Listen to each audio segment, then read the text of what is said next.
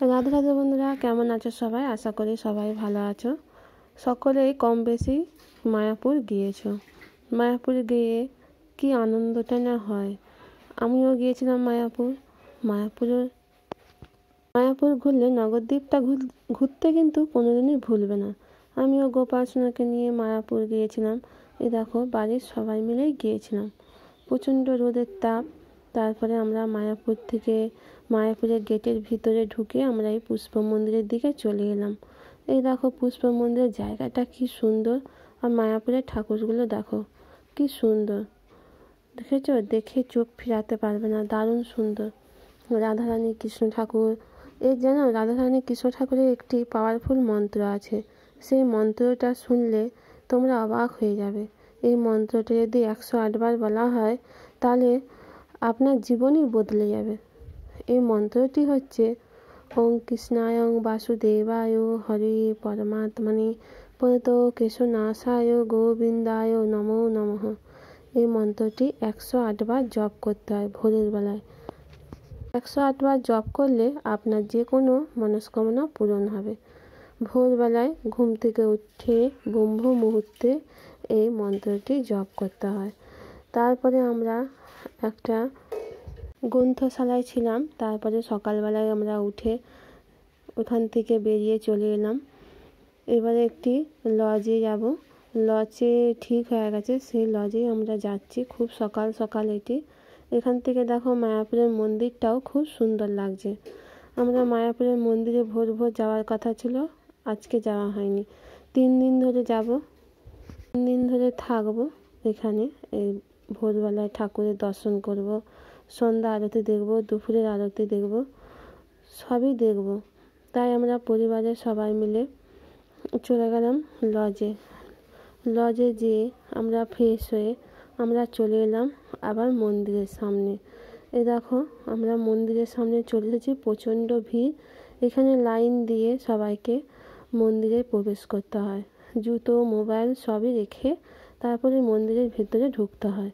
আমরাও তারপর মন্দিরের ভিতরে চলে গেলাম, জুতো মোবাইল রেখে মন্দিরের ভিতরে চলে গিয়েছিলাম।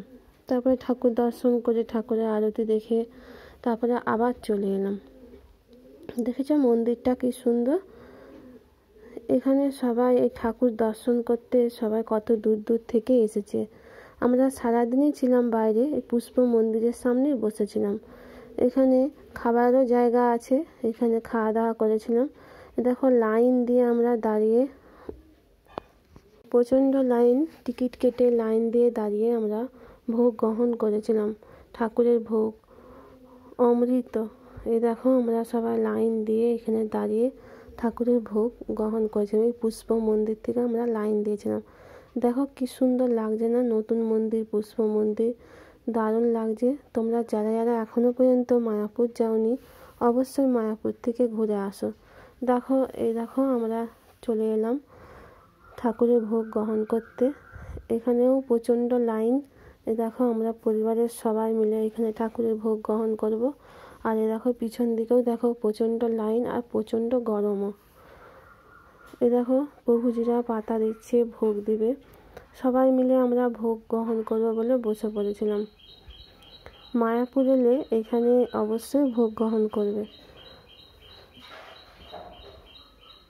যারাই মায়াপুর আসে তারা সবাই এখানে ভোগ গ্রহণ করে। দেখেছো কত ভিড়। পেট ভর্তি করে ভোগ দেয়। ঠাকুরের ভোগ গ্রহণ করাও খুব সৌভাগ্যের।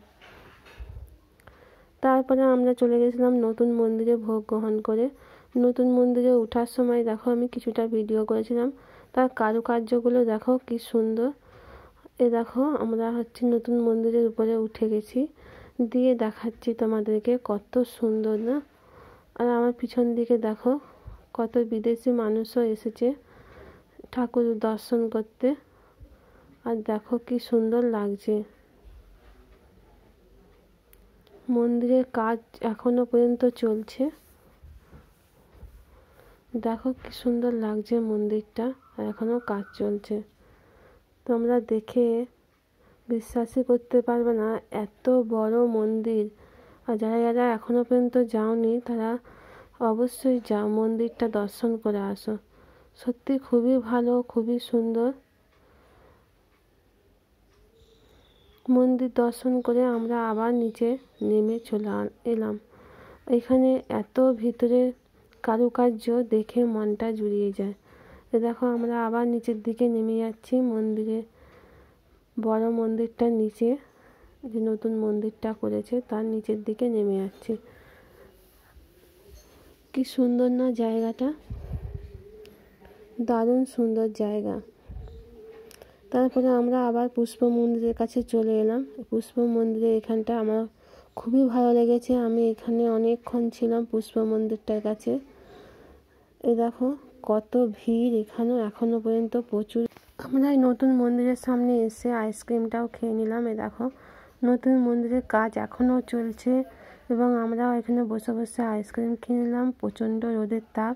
তারপরে আমরা একটা টোটো ভাড়া করে গিয়েছিলাম জগন্নাথ মন্দির দর্শন করতে। এটা হচ্ছে জগন্নাথ মন্দির। দেখো এই জগন্নাথ মন্দির, এখানে আমি দর্শন করতে এসেছিলাম। কত সুন্দর না জগন্নাথ মন্দিরটা। ভিতরে ছিল শিবলিঙ্গ, সেটা এত অন্ধকার, এটা আমি ছবি তুলতে পারিনি। এই দেখো কি সুন্দর জগন্নাথ ঠাকুরের দর্শন করলাম। তোমরা যারা মায়াপুর আসবে তারা কিন্তু জগন্নাথ ঠাকুরের মন্দিরটা অবশ্যই দর্শন করবে। এটা হচ্ছে রাধা মাধবের মন্দির। এখানেও ছবি তোলা নিষিদ্ধ, তাই ভিতরে আমি ক্যামেরা নিয়ে যেতে পারিনি, আমরা বাইরেই ক্যামেরাটা বন্ধ করে দিয়েছিলাম। তারপরে আমরা চলে এলাম আবার ঝর্ণার কাছে। এটা সেই পুষ্প মন্দিরের সামনে ঝর্ণাটা চালু করে দিয়েছিল বিকালবেলায়, আমরা সেখানেই চলে এলাম। কি সুন্দর অপূর্ব দৃশ্য দেখার জন্য, দারুণ সুন্দর লাগছে, কিন্তু প্রচণ্ড ভিড়। সবাই এই ঝর্ণাটা দেখার জন্য ভিড় করেছে। দেখো কি সুন্দর লাগছে ঝর্ণাটা দেখতে, দেখেছো? দারুণ লাগছে। আর কৃষ্ণ ঠাকুরের এই মন্ত্রটা 108 বার জপ করবে।